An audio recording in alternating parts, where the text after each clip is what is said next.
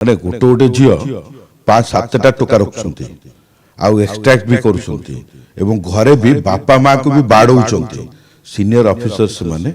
ମାନେ ବାହାରକୁ ଲୋକଲଜ୍ଜ ହେବା ପାଇଁ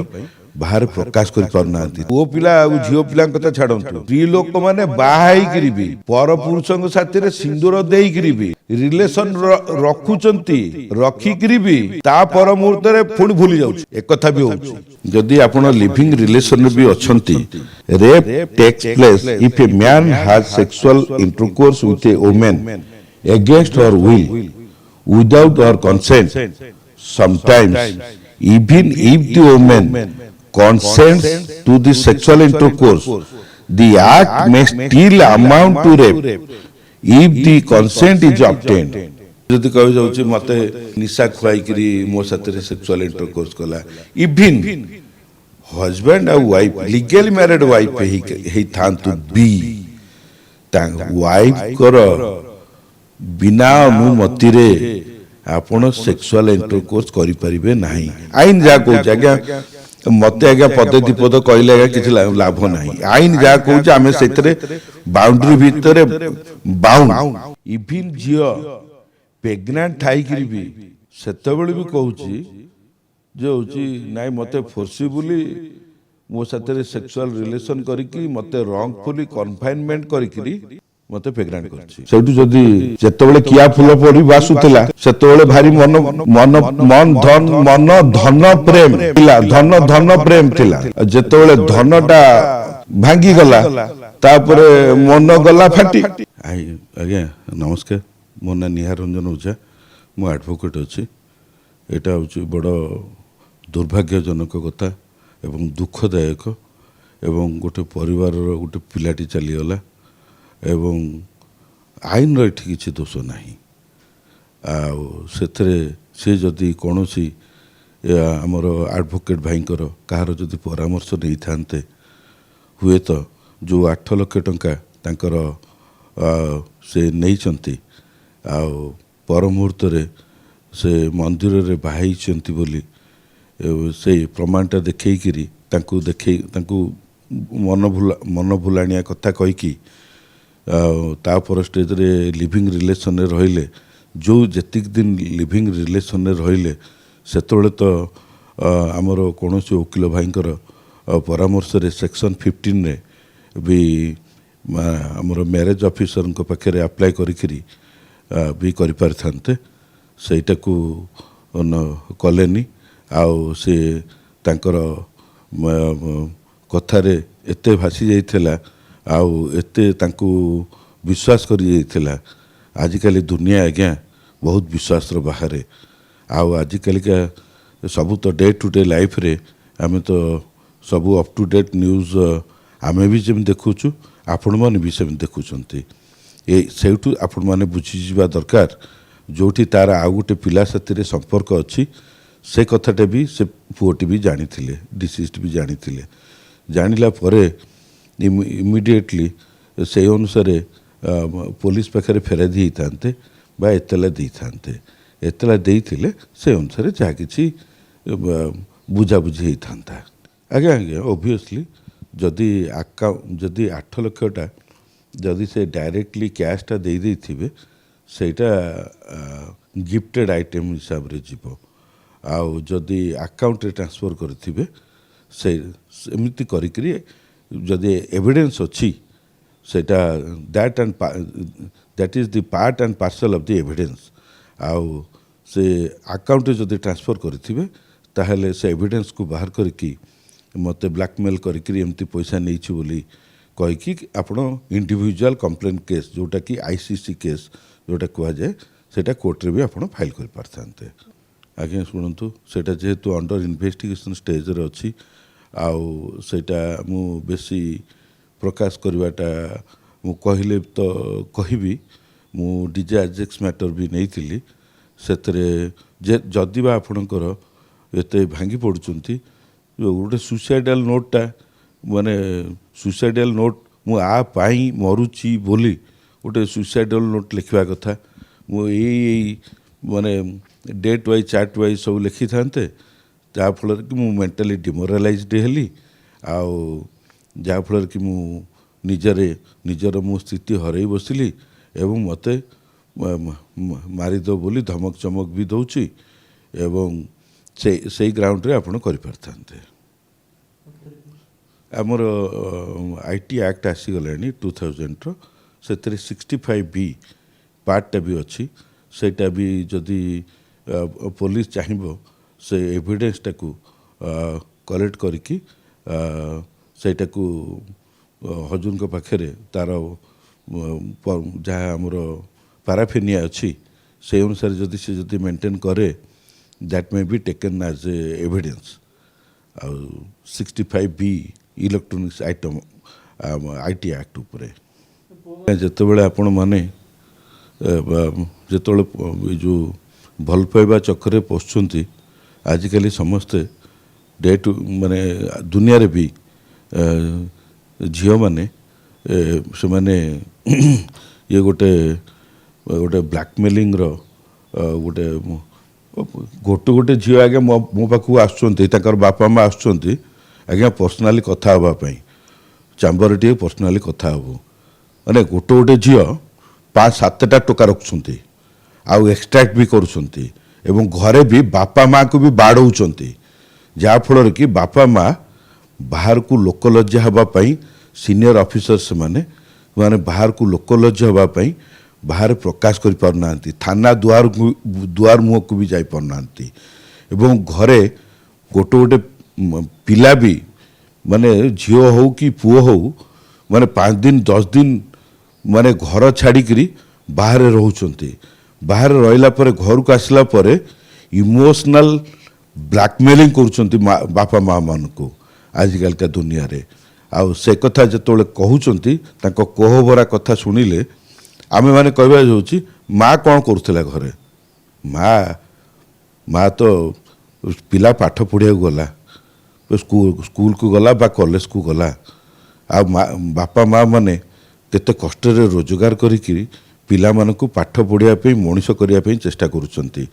କିନ୍ତୁ ସେମାନେ ଏଇ ଯେଉଁ ଆଣ୍ଡ୍ରଏଡ଼ ଫୋନ୍ ନିଶାରେ ଫେସବୁକ୍ରୁ ମୁଁ ମଝିରେ ବି ଏବେ ଗୋଟେ ବେଲ୍ କରିଥିଲି, ସେ ଝିଅଟି TCSରେ ଅଛି ଆଉ ପୁଅଟି ସିଏ ବି କହିଲା ଯେ ହେଉଛି ମୁଁ ବି ସଫ୍ଟୱେରରେ ଅଛି। ପର ମୁହୂର୍ତ୍ତରେ ସେ ଯେତେବେଳେ ଦେଖିଲା ଯେ ହେଉଛି ବରା ଦୋକାନରେ ସେ ଟୋକା ବରା ଛାଣୁଥିଲା, ନାଇଁ ଅଲଗା ଜାଗାରେ, ନାଇଁ ବରା ଦୋକାନ ସେଠି ନାହିଁ, ସେଇ ରାସ୍ତାରେ ଗଲା ବେଳକୁ ଦେଖିଲା ବେଳକୁ ଚିକନ ଚାକନ ଟୋକା ଆଉ ଦେଖିଲା ବେଳକୁ ବରା ଛାଣୁଛି ଗୋଟେ ଦୋକାନରେ। ସେଇଠୁ ସେ ତାକୁ ତା କଲର ଧରିକି ଭିଡ଼ିକି ଥାନାକୁ ନେଇଥିଲା ଏବଂ ଥାନାକୁ ନେଇଥିଲା, କୋର୍ଟକୁ ବି ସେ ଫରୱାର୍ଡ଼ ହେଇଥିଲା। ତା ସାଥିରେ ସବୁ ଟାଇପ୍ର ରିଲେସନ୍ ବି ରଖିସାରିଛି। ଏଥିରେ ଆଜ୍ଞା କ'ଣ କରାଯିବ କହିଲେ ଆଜ୍ଞା? ତେଣୁ ସବୁ ପିଲାମାନେ ନିଜେ ନିଜ ହାତକୁ ଭଲ ପାଇବାର ଯେଉଁ ବାହାନା ଆଉ ଭଲ ପାଇବାର ଏଇ ଯେଉଁ 15 ବର୍ଷରୁ 20 ବର୍ଷର ଏଜ୍ଟା, ସେଇ ଯେଉଁ ଏଜ୍ଟା କୁ ସେମାନେ ତାକୁ ଅଲଗା ପାଠ ପଟେ ନ ନେଇ ତାକୁ ଏଇ ଯେଉଁ ଆଣ୍ଡ୍ରଏଡ଼ ଫୋନ୍ ଭିତରେ ମାଇଣ୍ଡ ପୂରେଇକିରି ସେ କେମିତି ତାକୁ ଚିହ୍ନିଥିଲା ନା ଫେସବୁକ୍ରୁ ଚିହ୍ନିଲା, ଫେସବୁକ୍ରୁ ଆସିଲା ମେସେଞ୍ଜରକୁ,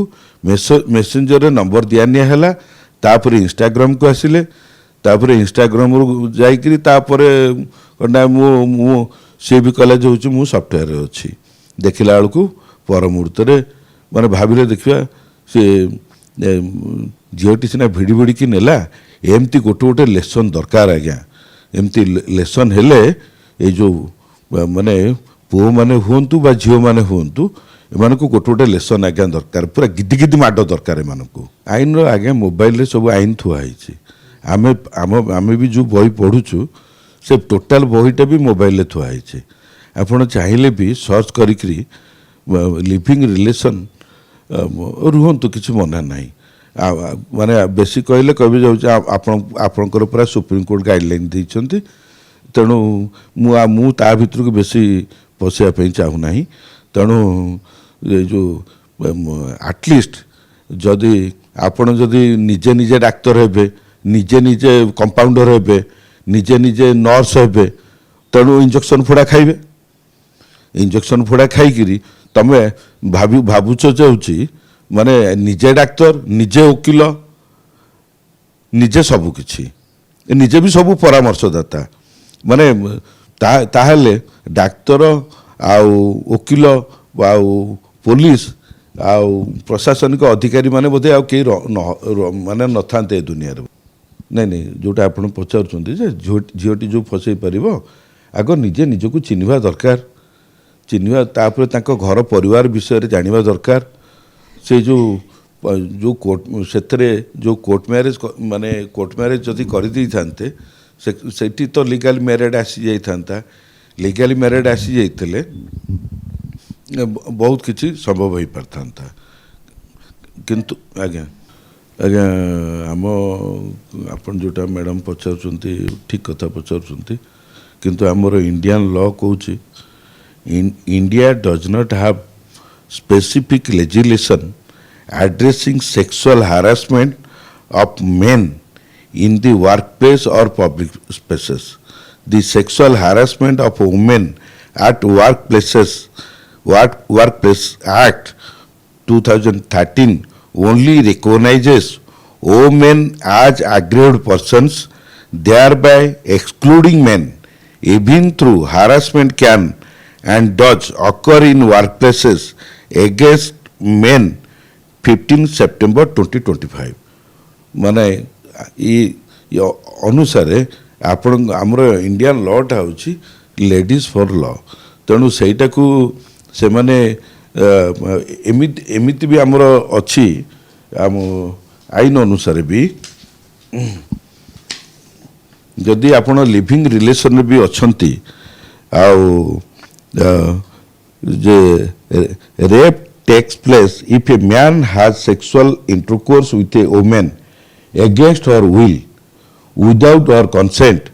Sometimes, even if the woman consents to the sexual intercourse, the act may still amount to rape if the consent is obtained. एठू बुझी जानतो तापर कहउचंती law कहउची by making her consent, by putting her on or someone she is interested in fear of death or hurt, by getting her consent, by pretending to be her husband when she does not understand the nature and consequence of what she has consented to because of unsound mind under the influence of drinks or drugs given to her by the accuser or someone else. से जदि कह जाऊँ मत ये निशा खुआई मो साथ sexual intercourse कला इवन